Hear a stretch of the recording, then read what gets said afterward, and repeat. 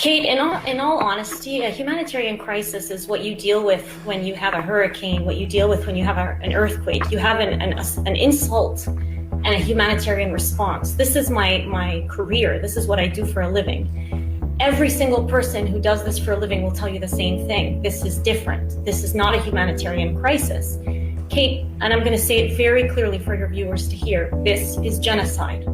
When 70% of the population that are killed are women and children, when the population is starved of food, of water, of medicine, when you have attacks, repeated attacks on all the hospitals, the clinics, the aid distribution sites, the humanitarian aid agencies that try to help. More UN workers have been killed in Gaza than in UN's history.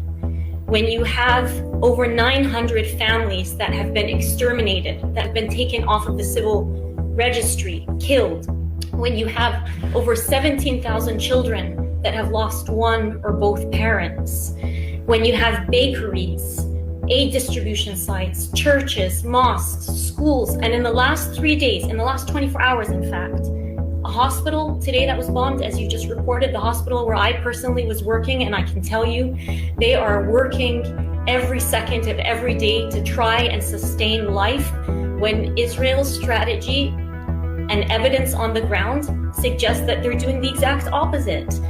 They were targeted today. There was a rehabilitation center that was targeted in the last 24 hours, and there was an orphanage that was targeted earlier this week. These are the types of places that are being targeted. And so it's really hard to hear it over and over and over again, framed in the way that it's being framed in the media, which frankly, Kate, is very misleading. It is very misleading. 365 days of this.